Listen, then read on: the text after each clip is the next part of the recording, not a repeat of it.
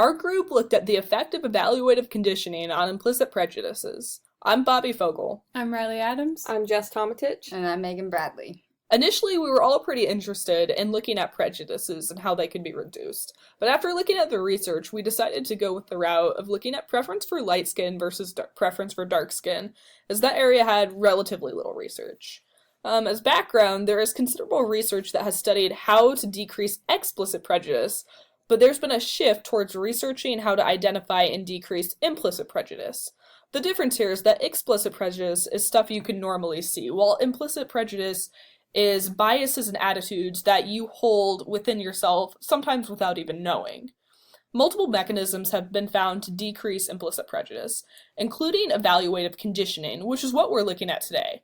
In evaluative conditioning, concepts are linked to attributes that normally differ from pre-existing attitudes. An example of this would be presenting participants with positive words and images when shown a black face, and negative words and images when shown a white face. This experiment found that the pairing of these items did reduce implicit prejudice. Our hypothesis for the current study was that evaluative conditioning would reduce implicit prejudice in college students. We were really interested to see how implicit prejudice would be within the college community, in the college environment. So therefore, we had 100 participants within the study, 50 were men and 50 were women, and they were all from a small Midwestern college. The majority of the population was Caucasian, and they aged from 18 years old to 22 years old.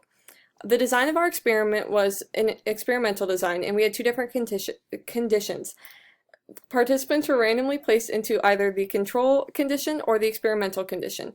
The experimental condition was when participants were subjected to a form of evaluative conditioning and then took the skin tone implicit association test, whereas the control group only took the skin tone implicit association test.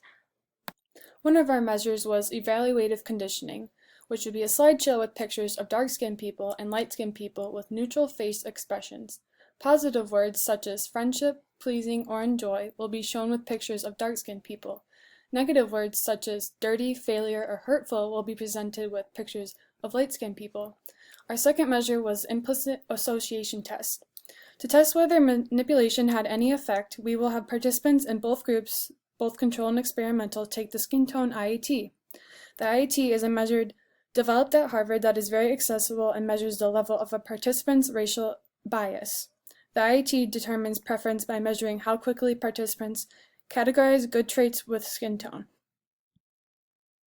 Our hypothesis was supported by our results. The participants who were subjected to the experimental condition were slower at pairing the dark skin tones to negative words, which is shown in Figure 1.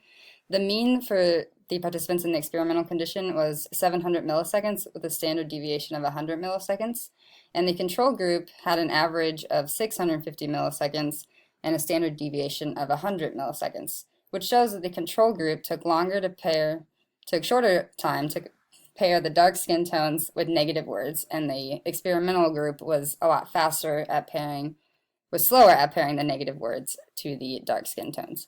And the participants in the evaluative conditioning possessed a lower implicit racial bias than participants who were not exposed to the evaluative conditioning. And the experimental group was also faster at pairing dark skin tones to positive words, which shows that they were associating dark skin tones with positive words, which implies that their implicit prejudice was decreased. And a limitation to our study was that our participants were predominantly white college students, and future research could broaden this to having a more diverse college campus or even the general population as well. And for further research, they could test the effect of evaluative conditioning in samples of people in different environments around the country. So there could be different implicit prejudices for different countries in the world or even different subpopulations in the countries.